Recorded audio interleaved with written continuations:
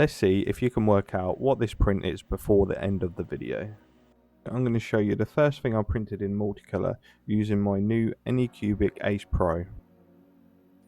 I wanted to test out on a model with at least 3 colours, and also something that I'd like to have on display.